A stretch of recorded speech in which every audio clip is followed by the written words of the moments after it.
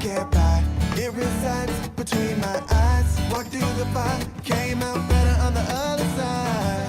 See, life's like a beach if you find the sand. And right now, I feel like $100,000. You are listening to Inspired Insider with your host, Dr. Jeremy Wise. Dr. Jeremy Weiss here, founder of InspiredInsider.com, where I talk with inspirational entrepreneurs and leaders like the founders of P90X, Baby Einstein, Atari, and many more, and how they overcome big challenges in life and business. Our sponsor today is Rise25.com, which helps service professionals, doctors, lawyers, accountants, coaches, create additional revenue streams, stop just trading time for dollars. We hold you accountable to achieve your biggest goals, and there is a step-by-step roadmap for this. You can go to Rise25.com to learn more. It's run by myself and co-founder John Corcoran. Usually, Mike, I don't put in this last line, but you're a copywriter, so I have to put in like a call to action. I don't always do that, but I always say make sure we have a 3-word subject line and email template, which we use to get over 90% response rate. And this is like talking to the person. And so if you want that, just email support@rise25.com and we'll send that to you. All right. So today I'm very excited. We have Mike Pavlish, and I'm really disappointed we haven't met before this moment. He's a top copywriter for nutritional supplements, health products, and information. Since 1988, his copywriting skills has helped us sell. I had to do a double take on this, Mike. $418 million worth of nutritional supplements and health products. And he's worked with Proactive, J. Abraham, Gary Halbert, Campbell Soup, Phillips Publishing, and that's just a small bit of the many people he's worked with. And Mike, thanks for joining me. And the website is profitboosterscopy.com. Thanks so much, Mike. My pleasure, Jeremy. You're one of the best dressed people I have on in a while. So, but like you said, you don't know what I have on my bottom half. Exactly. It is just Skype. There's no telling. I wanted to start with, there's so many places we could start, but I want to get into a little bit of how you started in copywriting. But what I found interesting is Gary Halbert told you to screw your wedding, right? He did. Why did he say that? What was going on? Okay, let's remember this now. This was in the late 70s, early 80s. He wanted me to come speak at a seminar he was having in Florida, and I was getting married like in a week or two. And he said, forget that. This is more important. Screw your wedding. Your wife, I'm sure, loved Gary Halbert then. Oh, when I told her about it, she's like... What'd she say? She was all stressed out from preparing for the wedding, of course. So somehow she talked me into... She's like, man, I could use a break. I go, well, come on down to Florida, lay on the beach. So she came with you. So it was great. She relaxed for a few days before the wedding while I was speaking down there. And we had a lot of fun and then came back and had the wedding. So talk about your experience there. What were you talking about at the time at the conference? That's a high-level conference. Yeah, Gary had these very expensive seminars where he taught people how to do direct marketing, copywriting. And basically, he just wanted me to talk about the secrets of copywriting, what worked best. We had collaborated before and after that on copywriting projects. Had the same clients, competed against each other, were friendly competitors, and worked together on projects. Right. And he was a great guy, a lot of fun, a real character, and a great talent. And I learned a lot from him over the years. Unfortunately, I never had the opportunity to meet him, but I've talked to Bond Halbert and Doberman Dan and Sam Markowitz and Caleb O'Dowd, and they've told me some crazy stories. So yeah. I can't imagine. So at that conference that you spoke, he wanted you to share secrets. What was, from the feedback from the audience, what was blowing people's minds? What stuck out to them on what you spoke about? Because some of the things you speak about probably are just normal to you, right? Yeah. So what to them was really impactful from what you spoke about?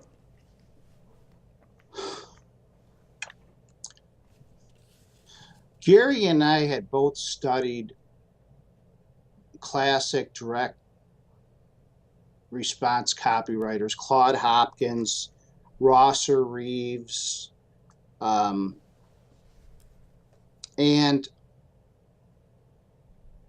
what had been burned into our brains was things that were not yet that common back then, and still aren't to 99% of marketers, that work really well.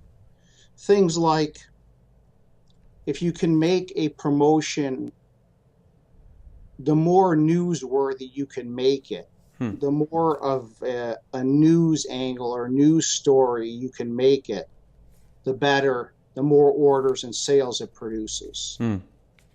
Because when people flip on the TV, they're looking for news, primarily, sometimes entertainment, but when they're reading the newspaper, you buy the newspaper for the news. Right. So genetically, we're wired to find out what's new. The word news, what's new, right? Right.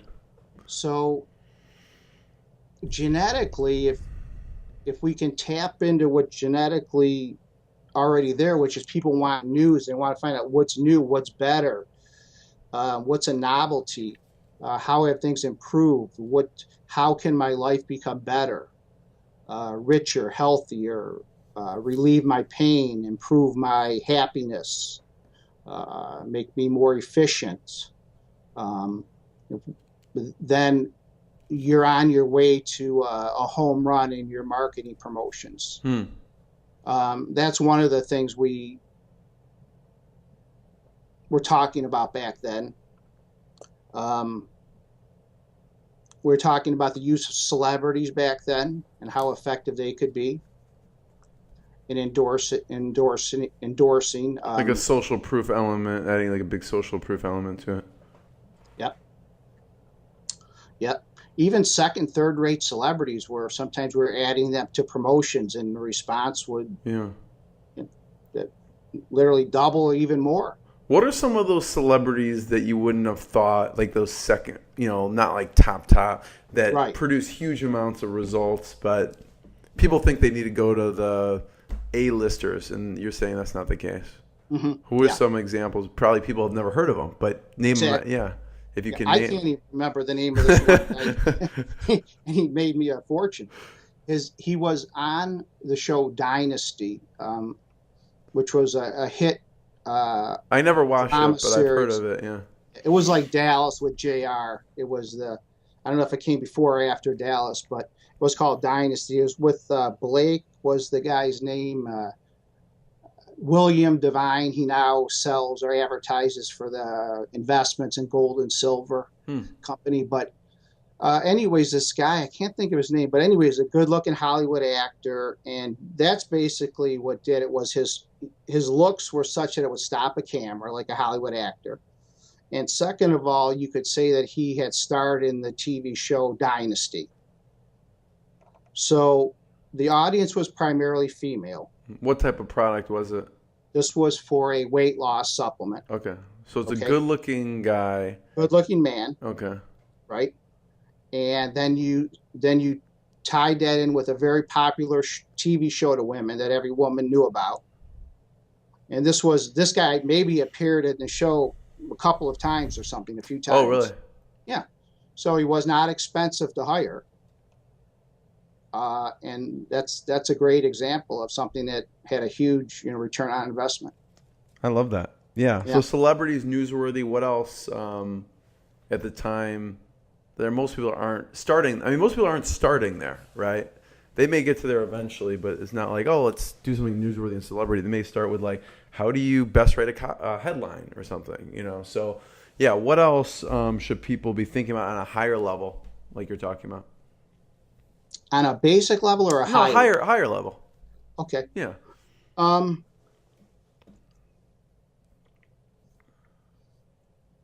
Not to be boring in their marketing. 98% of the marketing I see is boring. And most of us go through our days.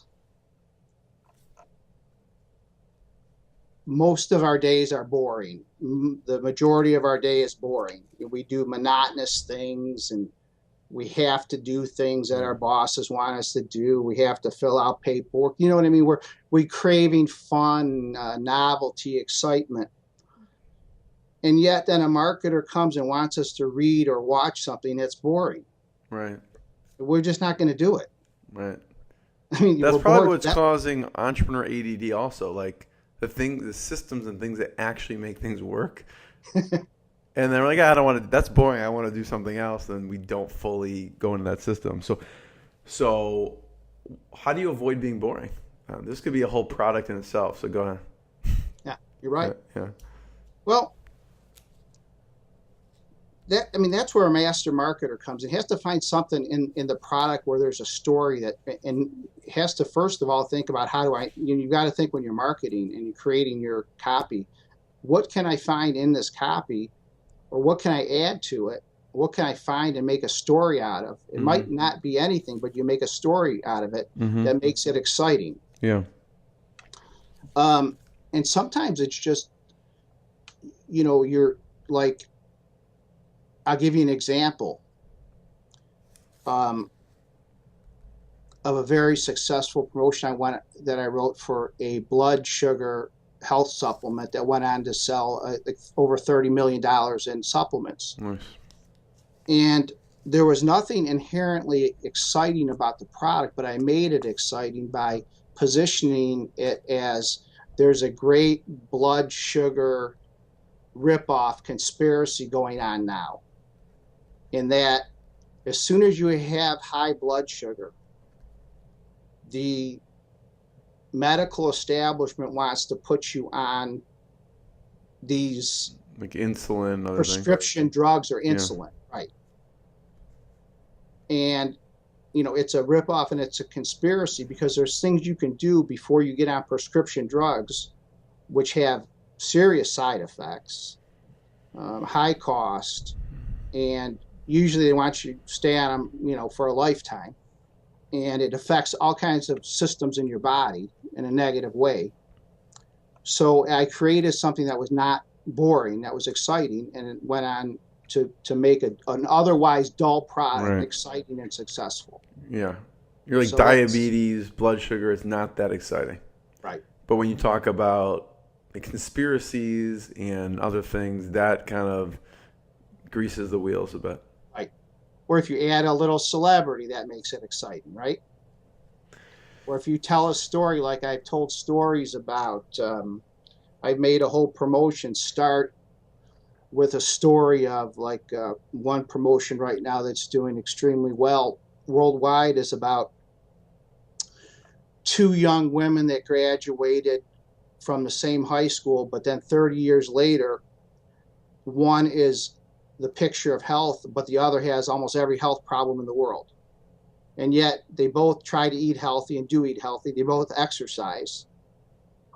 But what's the difference? And the answer is, of course, the whole story and gets into the product and everything. Yeah.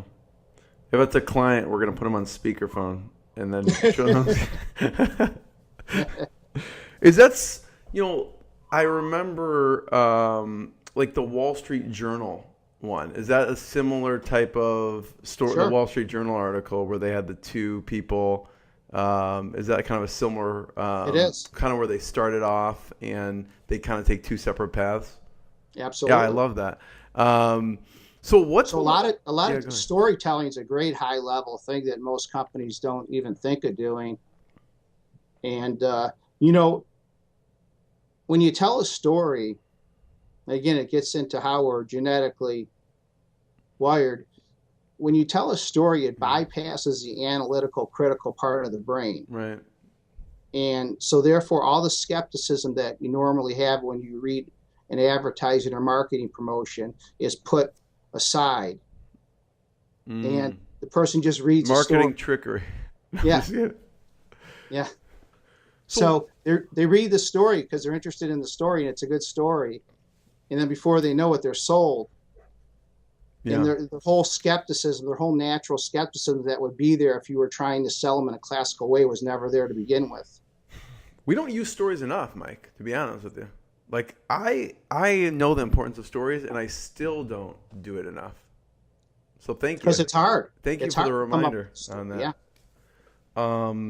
So a lot of times the way to do that is you dig through the testimonials that a client has, or like, let's say I was selling something, a product that you had. I would go through your testimonials and find the most dramatic success stories. And then I would ask your permission to contact those people. And then I would ferret out from them the ones that had the best story that I could elaborate on. And you'd really dig into the details there. Because once you scratch below the surface, there's probably more to the story than we think. Yeah. Some that might seem good turn out not to be good, but some that seem just okay or pretty good turn out to be fantastic. Right. That's why I love what you're saying, because that's what I do to prepare for this type of interview. I look at that's why I asked the Gary Halbert, like, screw your wedding, because I figured that'd be a cool story. You know what I mean? Like someone's telling you, forget your wedding, this is more important. You don't hear that every day, right? Are there any particular books or things that you recommend? Like, I know, like, I'm always looking for resources like this. I can remember Tell to Win and Made to Stick are two that stick out for me, that are talk about the importance of stories. Are any out there, or is it just from customer research that you'd recommend people look at or dig into further?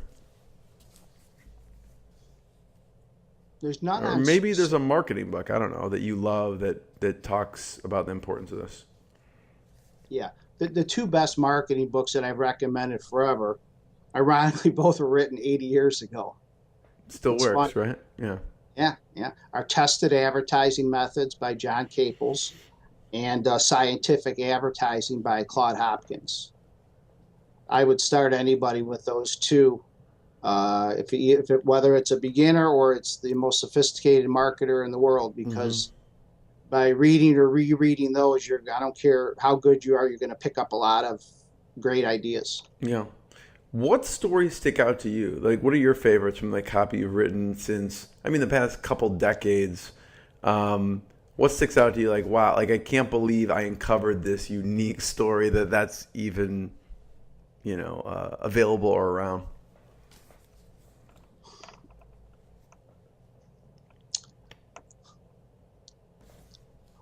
I should have taken some extra memory pills today. Maybe think of. Yeah, I did. Yeah, I was. I wrote an online video sales letter selling a supplement that helped men ease their prostate problems, and I dug into some background research.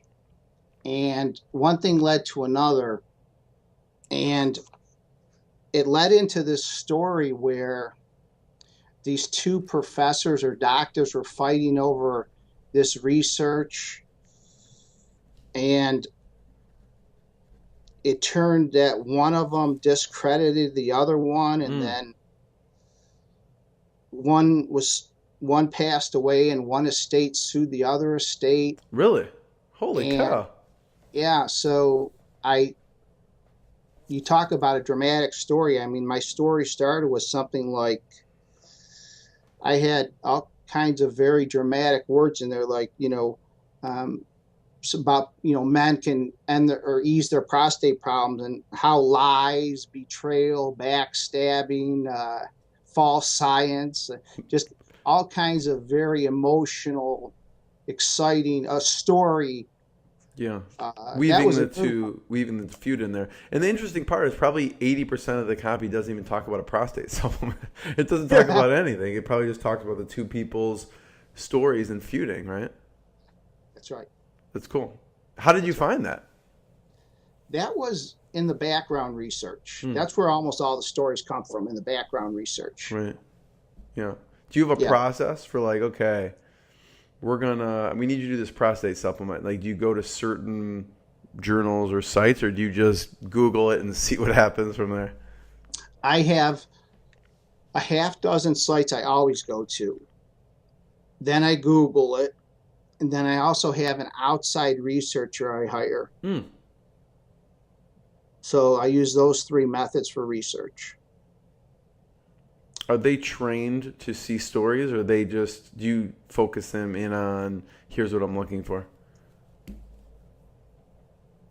Somewhat, but they kind of boil down research for me into what could be good, usable research. Yeah. Yeah. So you made prostate sexy, right, with the feud. You made the blood sugar sexy. And I think in my research, you've done a bunch of like B vitamin stuff. How did you make that sexy? I don't know if that would be a great example. No. That was kind of a differential, what I call a differential mailing. And one thing I want to tell your listeners about is it's very important that whenever they're selling something, that they differentiate their product from other products out there, because what happens in marketing, no matter what you're selling, when someone goes to your web page or your landing page or your direct mail piece or whatever, however you're marketing it, and they read it, their first reaction when they see it, they say, oh, this looks good or whatever, but they're also thinking that a couple things in the back of their mind that you've got to play defense on. And defense is as important or more important in marketing than offense. People are very time pressed and impatient. And if they think they've seen it, if your product is the same as other products they've already read about or seen or tried before, boom, they're gone. You're done. Yeah. So this is really important. Yeah, you've got to differentiate it right up front in a powerful way. When they see your marketing, it has to be immediately evident that this is something different than, the other 100 products that are selling whatever your product is selling, whatever it is. So it's very important to be different. Otherwise, people are going to think they've seen it before, they've heard it before, and they're gone. You lost them. You didn't make the sale. Or they've already tried it before. Let's say it's a supplement to ease joint pain or arthritis pain.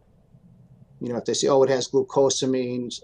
So like, I've tried that, doesn't work. MSM, they say, oh, I've already tried that, I'm gone. Right. But if you say, here's a new ingredient that's unique to our joint pain supplement, and no one else has it, and it's new and proven, and this study, then because it's different, then you've got a chance of getting them to read it. So what was different about the B stuff? You're going back to that one product. What was different about that was I had found research that also said as a healthcare practitioner, I'm curious too. So, yeah. This goes back a long, long time. Yeah. And I want to say what I remember is that the two nutrients, when taken together, were much more effective.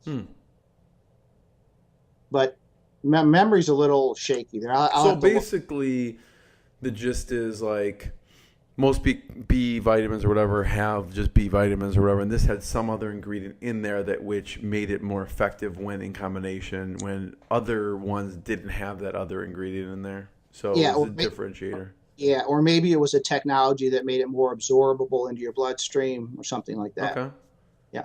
Any other examples of a differentiator with any of the nutritional supplements, or because I feel like it's hard to differentiate those sometimes. Well, it sure is. Yeah. I mean, that's why people pay a top copyright. Lucky for me, right? Yeah, it really is.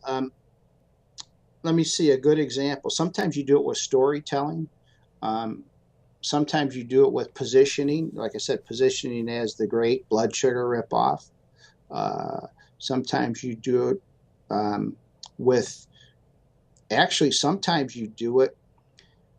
I actually, for a lot of clients, help them develop their actual nutritional supplements because we put in the supplements new ingredients that aren't in other supplements. You actually do the research, probably. Yeah.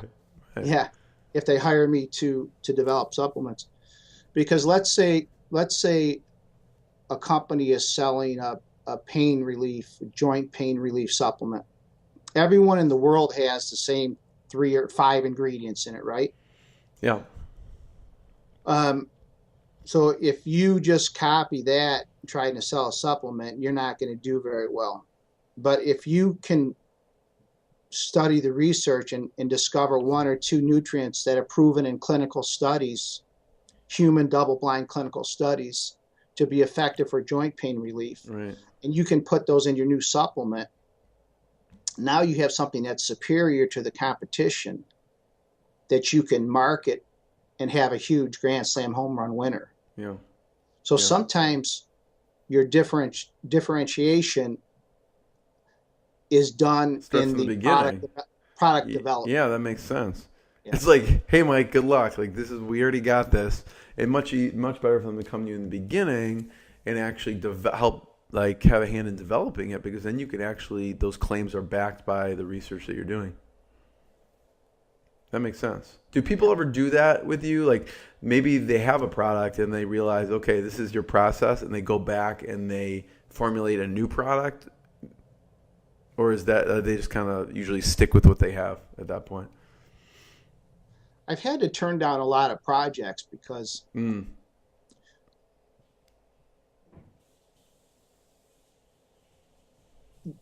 their product was so it was the same as everybody else's, number one. Yeah. So there was no way to market it superior, and they wouldn't let me use any, and I had ideas to market it differently with a story or some way to make it effective, but they didn't, they wanted to stick with the same old boring poster board, yellow pages type ad. And I make my money on royalties from successful promotions. Right. So you're like, that's not going to work. Yeah, I didn't want to do it. I think I want to go back to the Gary Halbert when you spoke and you talked about the newsworthy.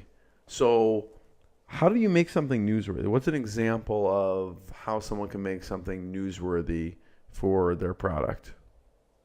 Okay.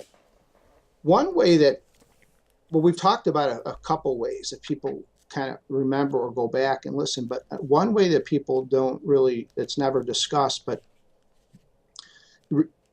is you tie your product into the current trend or what's in the news. Mm-hmm. Let me try to think of something here on the fly now.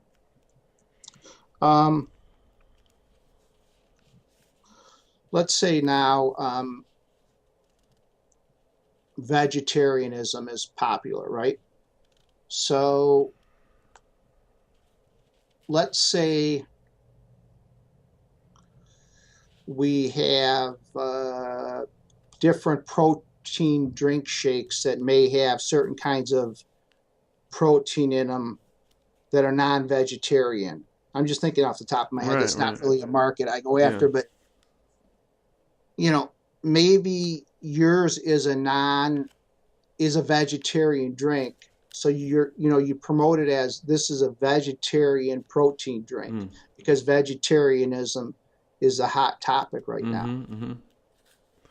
Or it could be maybe there's a lot of obviously political things going on right now. So maybe like if it's a prostate supplement or something that, you're going to be cut off from your healthcare. I don't know, maybe something with health, like something like that. You can hook that in. Would something like that work?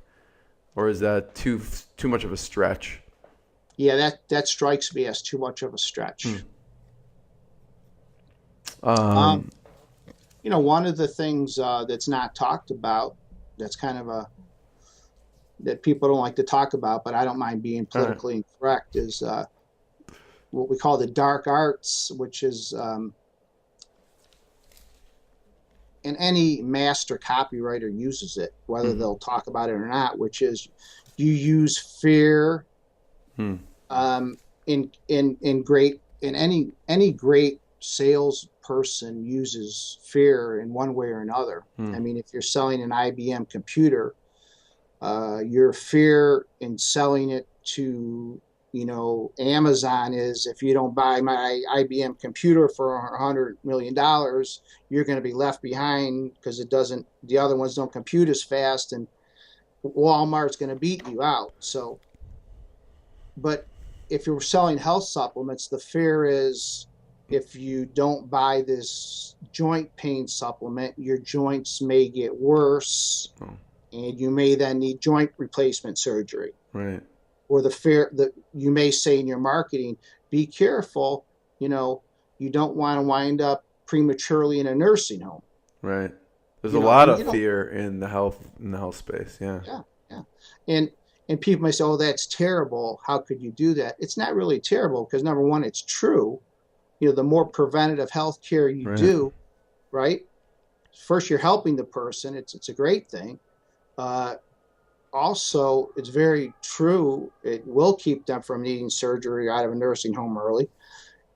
But it's just how the world works. I mean, it's how the masters sell and how companies are successful in a free enterprise system. The carrot and the stick, right? Right, yeah. You have the reward and the punishment. It just gets back People to are a lot more motivated by pain than pleasure, That's right. Yeah. That's right. I think that's the title of your new book, Mike, is The Dark Arts. Does someone have a book called that? That's a great title. Is there a book out there like that? I might get too many crazies. I might get too many wackos out there. I'm going to tell Ben Settle. He'll like that title. If you're not using it, I'm like, Ben, I have a good title for your next book. It's called The Dark Arts. Have it. Yeah. So fear, what's another dark art? Embarrassment. Don't be embarrassed. I'll give you full credit for Guilt. the title, by the way, when I give it away. Yeah. Guilt. Jealousy. Anger. These are each a chapter of your book right now. Yeah. We just outlined your book.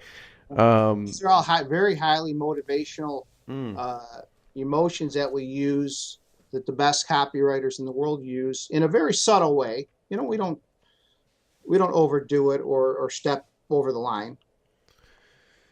Yeah.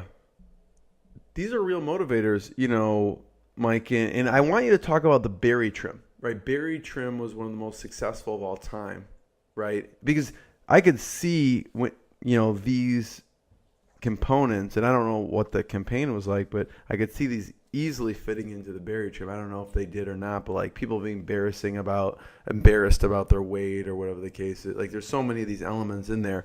Can you talk about BellyTrim? What happened with that, or some of the background? What was the end result of the promotion, and then some of the elements? Okay. Client was Mark Kaplan. He came up with a diet supplement that had all these wonderful ingredients in it. And Gary Halbert wrote the first promotion for it. And then the response started to dwindle down because everyone had seen it. Then Mark hired me, and I came up with a new headline and other copy for the piece. And the response went up, if memory serves, like 32% or something like that, maybe a little more, I don't remember. But so the response skyrocketed back up, and I used my secret to that was I used a news type headline. It was something along the lines of U.S. doctors discover how to overcome the body chemicals that keep you overweight. Something that was a very interesting, intriguing news headline that just pulled pulled in tons of sales. And it went on to do, I think, over $30 million in sales in quite a short period of time. Wow. So that was the short story on that. So what was the offer? The offer was you call or write in and you buy a 1 month supply of weight loss supplement of pills for $30 a month. Mm-hmm. And then when you called in, most calls came in through an 800 number. Of course, the operator would offer you a 3-month supply for a discount. And, if you wanted, you could get a monthly shipment on your credit card for a special rate and, the standard upsells. Yeah. So they'd get discounts according to what they got, but it was for a 1 month supply for $30. Yes. Yeah. What big mistakes do people make with something like that? Like if a non-trained eye was looking at like the BellyTrim, what mistakes what would they have missed? Like obviously, people are looking at the headline, the offer. What's something that you did and Gary Halbert did that it's a subtlety of your experience that some marketers would have just skipped over because they didn't find important, or anything stick out to you in that? Like what big mistakes people are making?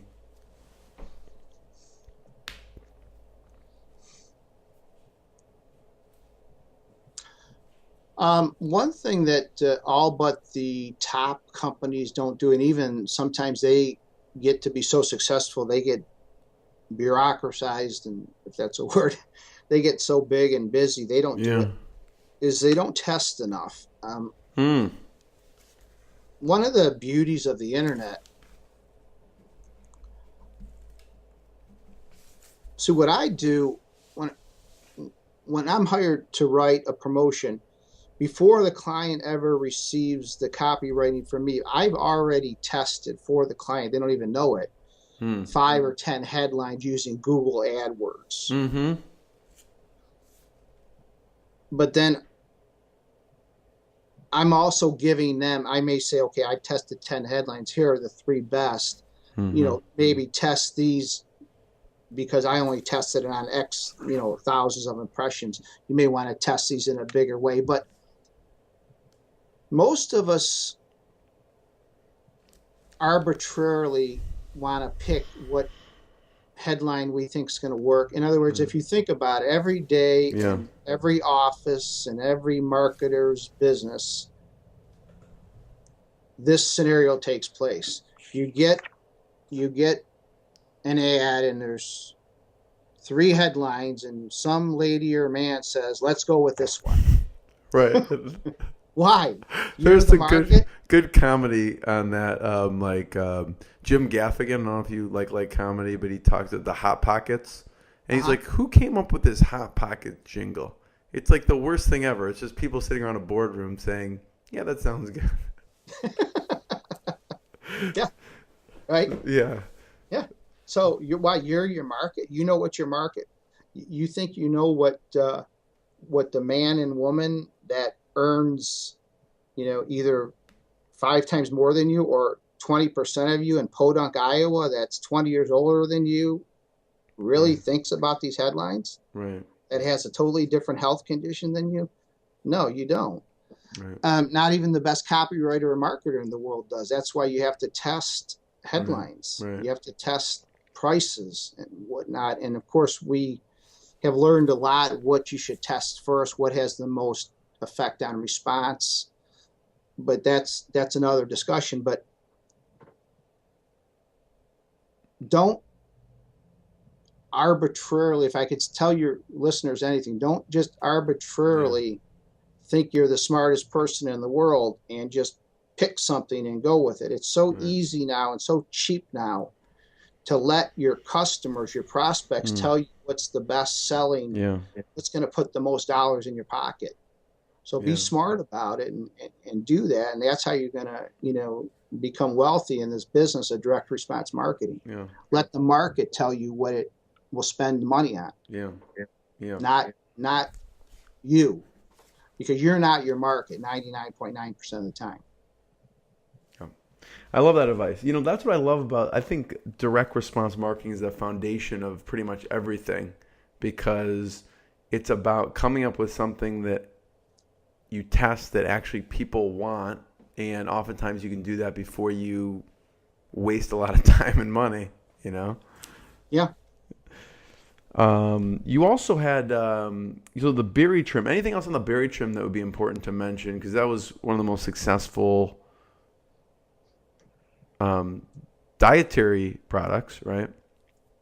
Mm-hmm.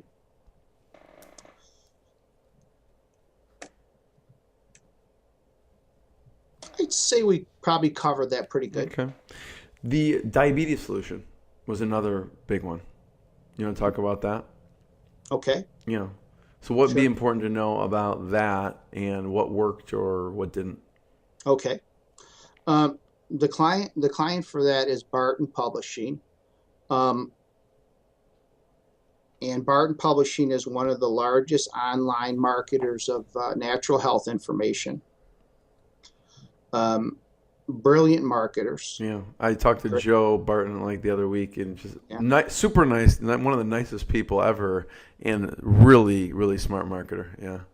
Brilliant marketers. Great people. And what the key was there, I used that worked good. They hired me for their diabetes solution kit, and it went on to sell mega millions and a huge success.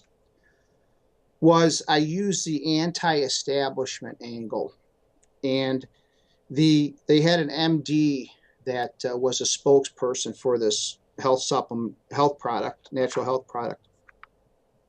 And my research told me that people that had blood sugar problems and diabetes were frustrated with their doctor, their medical doctor. And Yeah. yeah. That fits a lot of categories, I think. Yeah. And Dr. Saunders also had this belief, and he was fed up with the medical system that he was a part of, but he actually now recommends the natural solutions that he now sells. But so we went with this anti-establishment angle, that you don't have to be a victim of the establishment. The establishment is just going to put you right on drugs and side effects and whatnot, and there's a lot of natural solutions that are proven to work. And we use I used all the classic copywriting, best copywriting examples. And by positioning it where a person had immediate empathy when they saw it, that this doctor would say, hey, look, you're not being treated right. You don't have to immediately go to drugs and, start shooting up with insulin and do all this. There's another way. I've helped, I think it's helped over 25,000 people naturally avoid or get off insulin and prescription drugs. So it was really good positioning. It came from the voice of the consumer and where they were at right now. Good copywriting, you want to meet the consumer, the prospect, what they're thinking now. In other words, there's a saying, enter the prospect with the conversation that's going on in their head right now. And that's kind of what that did, I think, and just was a slam dunk, grand slam, home run winner. Yeah, it helps that you're talking about anti-establishment. You have someone who used to be in this establishment, right? Yeah. Right. So that's a huge credibility piece. Like, why would I believe you? But then you're like, well, no, I was there in that world, and now I, know that's not true, type of thing. Because if you or I said that to him, it probably wouldn't be as believable as like an MD who helped people with diabetes. Like there's this one book that always sticks out to me. This How to Raise Your Child in Spite of Your Doctor, right? And but it's written by a pediatrician who was a pediatrician for like 40 years or something. So obviously there's a huge credibility. It's sort of what you're saying. I didn't realize what it was at the time of why I'm like, oh, this is really believable. It's the anti-establishment but he was in that world. So yeah, thanks for pointing that out. That's a good one. So I don't know if you were, let's start here. When you were junior high, high school, right? What'd you want to be when you grew up? I say that because I'm sure you didn't say, I want to be a direct response copywriter. Right? So, what did you want to do? I did. You did? No way. I'd get What? I would get magazines like Popular Mechanics. I had no interest in the Popular Mechanics stuff. Yeah. I wonder how it first started. Maybe comic books, but there was ads in the back like how to get rich space ad type of thing. Yeah, how to get rich in mail order. I was a kid entrepreneur. I was a kid who at 14 I had 5 paper routes, but I only did one of them. The other 4 I had other kids delivering papers for me, and I'd make 2 cents on every paper they delivered. So I was a little kid entrepreneur. But I always was interested in money. So when I saw how to, I was, what the angle that brought me in was mail order, how to get rich in your own business or mail order. But I was born with the knack. My parents told me that I would rewrite ads from magazines when I was 13, 14, 15 years old. Wow. So I was just born with that desire for some reason. That's amazing. It's the first time I've ever heard that, actually. Why couldn't it have been? That's great. Why couldn't I have been trying to come up with a solution for cancer or something, Well, but the thing is, someone else is doing that, but someone else has to be sold on that solution. You know what I mean? Like, until they're sold on that solution for cancer or whatever it is, they're not buying it and they're not getting it. And that's why I think when I hear the dark arts, when you believe in a product and the product is good and it works, whatever way you can get, obviously ethical way to get someone to consume that product because it's going to help them is good. You know what I mean? That's right. So I do think there's a junction there. So yeah, and there's so many great products out there that are marketed so poorly. It's a shame. So take me through your entrepreneurial journey then. So like you had paper routes. Because right now you have probably I'm sure, based off of this conversation, you have other endeavors besides just copywriting, right? Yeah, I've had businesses and whatnot. Yeah. So what else is interesting that besides the copywriting piece that you probably also do 5 other things? Not right now. Not right now. You're focused. I've sold businesses. Oh, you sold them. I'm just doing copywriting for natural health products, and right now. What's been an interesting one in the past that you had?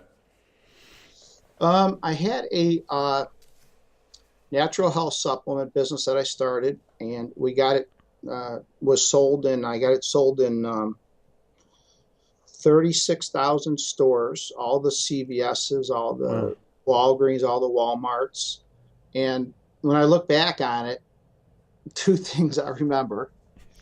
One was it gave me a heart attack, honestly. Why? Because of the stress. What was stressful? It ramped up from 0 to a huge 7-figure success, like literally almost overnight. And I was juggling suppliers and chairs and ramping and financing and this and that and people and hiring and firing, and it was chaotic. And next thing you know, I'm getting a stent put in, at the Cleveland Clinic from a heart attack. Yeah. Really? Holy cow. Yeah. And the other thing I remember from that experience was I went down to Bentonville, Arkansas, where Walmart's headquarters are. And I was fortunate enough to be able to sell my product to Walmart in really? Bentonville, Arkansas. Holy crap. I'll never forget that. It's just like a historic thing, So that was fun. I don't know what you can say because probably the person you sold to, there's probably some non-disclosures or whatever, but can you say, I'm just curious because you could have chosen any niche, any product, and you probably did a lot of research ahead of time. I'm curious of what you chose, whether you can say it or not, but the genre, as much as you can talk about why you chose it and what you ended up choosing. Yeah, it was a natural. That pretty much all I could say was a natural health supplement. That doesn't narrow it down. No, yeah, that's about all I could say. I sold it to a company in California. That's all I can say. Can you say if it was targeting more men or women? Like I'm curious, both.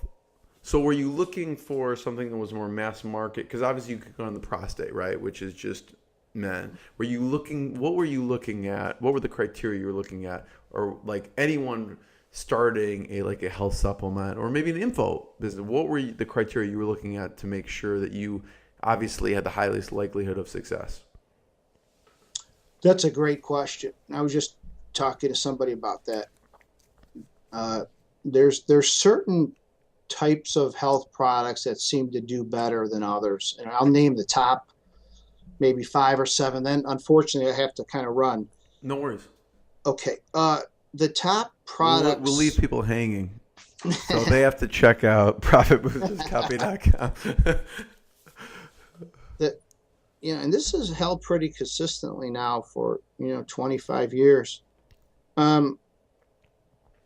This is for health supplements and natural health publications, which are reports, newsletters, any information product or supplement. And the areas that I would start with if I was advising somebody are, and I'll just name them in no particular order, would be joint pain,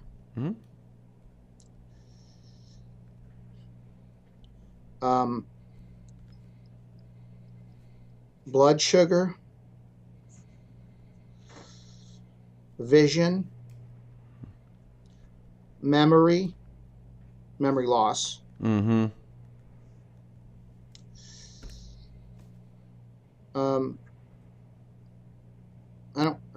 I'm sorry, I'm sure we have a lot of female listeners. I can't think of a more delicate word than potency. Male potency? Yeah, male potency. Yeah. That's pretty delicate. That's good, Mike. Okay, good. Yeah. Could be a lot less delicate, right? I'm sure you've written a lot less delicate. Right. So these I've written, tons of big winners in there's, let me give you a few more here. Yeah. Joint pain, blood sugar, vision, memory loss,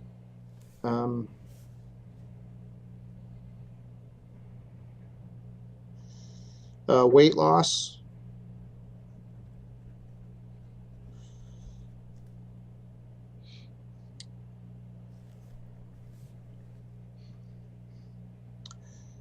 anti-aging, which I know it's general, but some of the products that fit under anti-aging are resveratrol. Now you have the stem cell precursors. There's when good clinical studies come out, maybe one new product a year or two that fit under anti-aging. Those are always good. So let's see, I've given 7. Okay, so there's 7. Let me try to, on this fly, try to think of 1 or 2 more. I think there's I know you've, in my research with you. Prostate's always good. I don't think we can have. Yeah. But that's for men only. Yeah.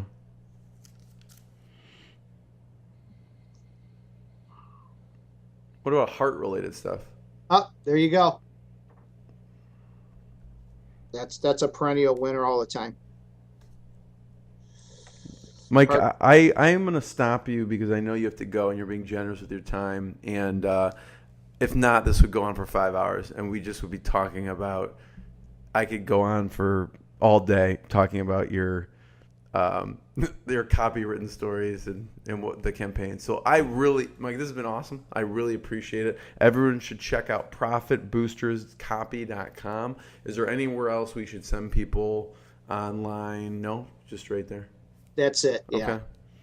Yeah. Check out a site. And if you have questions and you really, Mike really only works with really high level companies. And I know that some of the stuff you talk about, people pay a lot of money to get in consulting. So I appreciate the information and the things you shared. This has been fantastic. Mike, hopefully we'll one day meet in person. And I want to, thank you again. My pleasure, Jeremy. Yeah. Take care. Yeah. What I got, you can't buy. It resides between my eyes. Walked through the fire, came out better on the other side. like a beach if you find the sand. And right now, I feel like 100 grand.